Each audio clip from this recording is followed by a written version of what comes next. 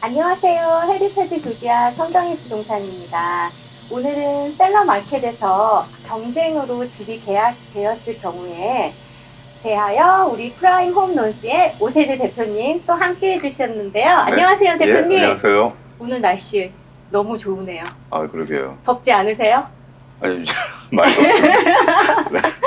올해 매물 부족으로 셀러 마켓에서 많은 경쟁을 뚫고 집을 구매하신 분들도 계시겠지만 아직도 못 사신 분들이 계신데 계약서에 파이낸싱이나 집 감정 조건부 없이 계약되는 경우가 많았어요. 네. 컨틴전시 없이 계약되는 경우에 대해서 바이어들이 얼마 전부터 어떻게 알아보면 좋을까요?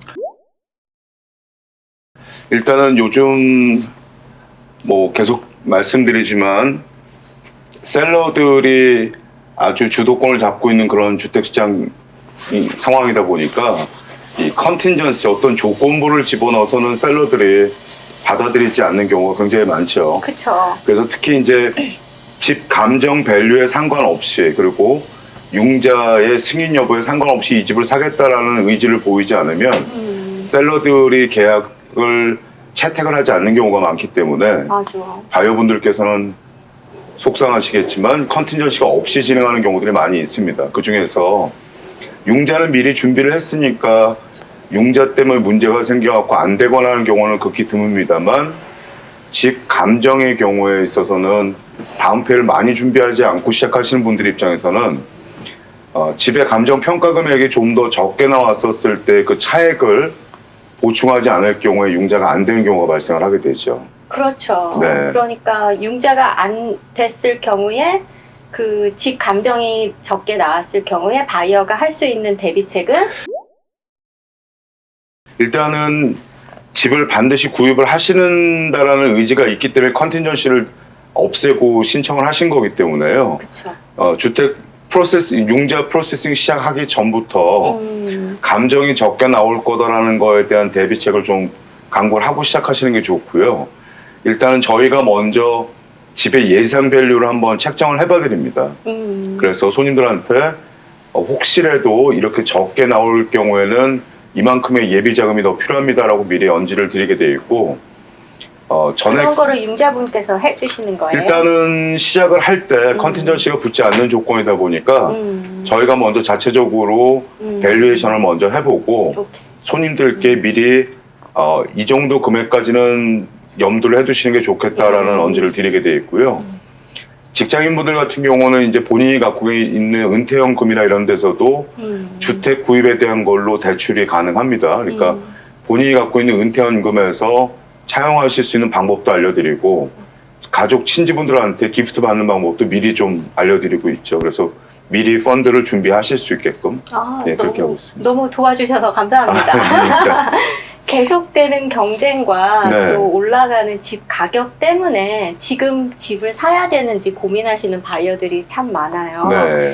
내 집을 구매하거나 또 투자용 집을 구매하고 싶으신 바이어들이 고민하실 때 어떤 조언을 해주실 건가요?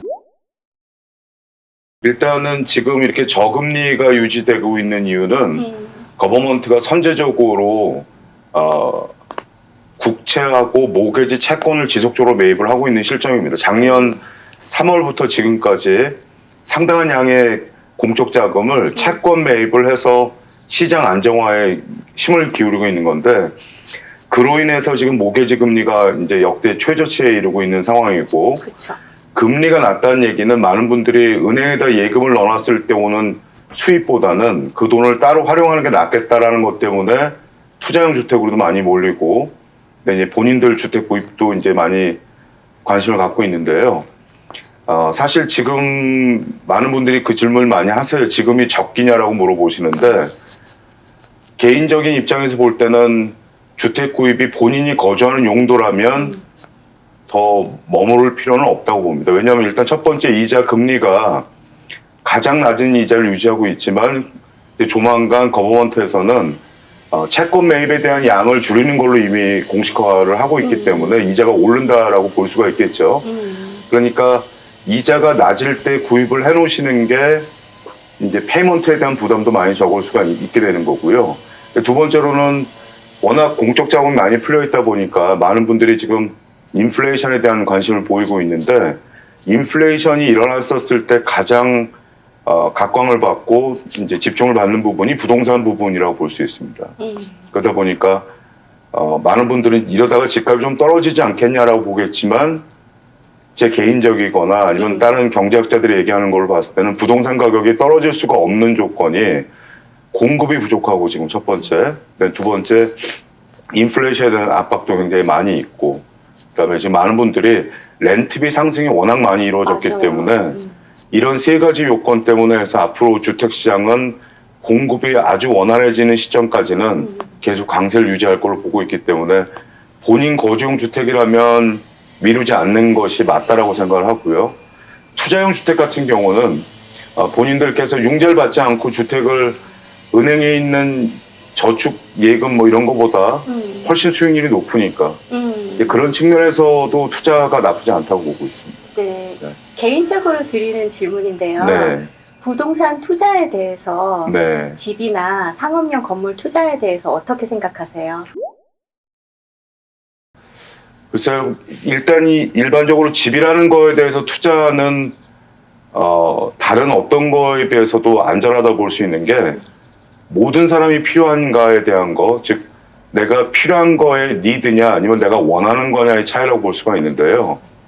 아까 말씀드린 것처럼 이쪽 조지아 쪽 지역뿐만 아니라 미국 전체가 다 렌트 가격 상승이 굉장히 많이 이루어졌는데, 이런 렌트 가격 상승을 이뤄낸 거는 단순히 코비드 때문에 그런 건 아니고, 거슬러 올라가서 미국 주택 경기가 많이 붕괴됐었을 때부터 네. 건설 자체의 수주 양이 적어졌기 때문에, 즉 아파트 공급도 적어졌고, 하지만 인구는 계속 늘어나게 돼 있죠. 젊은 친구들이 자라나서 대학 졸업하면 렌트를 해야 되는 상황이고, 즉 자연증가적으로 일어나는 원하는 수요와 공급이 맞지를 않으니까. 맞아요. 그러니까 부동산 투자에 대한 거는 단기간으로 2, 3년 내에 큰 돈을 벌겠다는 건 말이 안 되는 거고, 롱텀으로 5년에서 10년까지를 본다면 주택보다 더 안전한 투자는 없다고 생각을 합니다. 제 자신은 그렇게 생각합니다. 네, 감사합니다. 저도 네. 그렇게 생각합니다. 지금 현재 미국에서 내 집을 구매하는 바이어들에게 정말 최저 금리가 제공되고 있잖아요. 예, 맞습니다. 향후 이자율은 어떨 것 같으세요? 조금 전에도 제가 말씀을 드렸지만 미국 정부에서는 즉 미국의 통화량을 조정하는 거는 페더럴 리저브라는 연방준비제도에서 통화량을 늘리고 줄이고를 결정을 하게 돼 있는데, 미국의 경기는 생각보다 더 좋은 걸로 나오고 있는 중이고, 좋다는 얘기는 시중에 통화량이 많이 풀렸다는 얘기인데, 이런 시점으로 해서 이제 연방준비제도에서는 조절을 할 필요가 있다라고 느끼기 시작을 했고, 자기네들이 시장을 안정시켜야 될 때는 2023년까지는 이자를 올릴 일이 없을 거다라고 얘기했지만, 실제 최근에 있었던 미팅에서는 아주 조만간 시작을 해야 될 것 같다. 그 1순위가 채권에 대한 매입량을 줄인다라고 발표를 했습니다.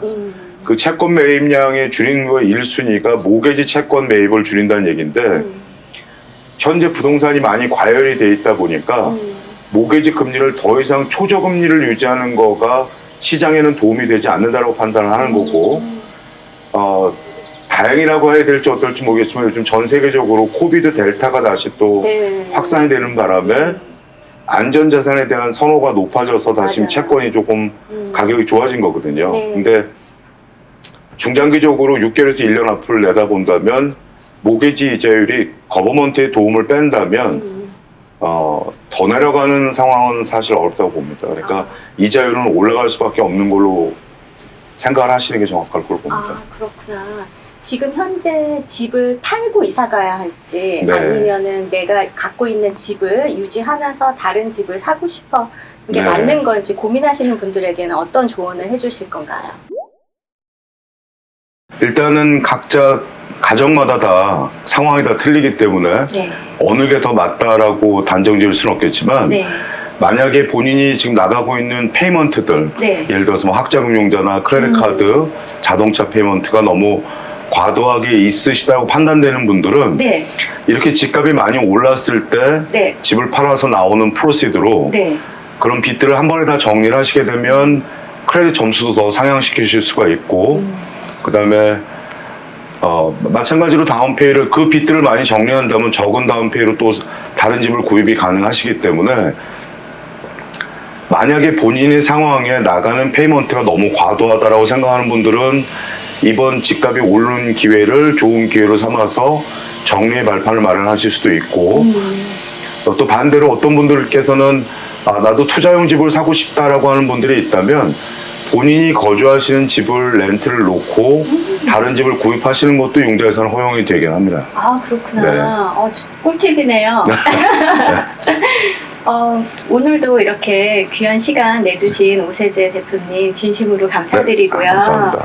우리 삶에 정말 중요하고 큰 부분을 차지하고 있는 내 집 마련의 계획을 미리 융자 전문인과 상담하셔서 잘 계획하시고 구매하시기를 바랍니다.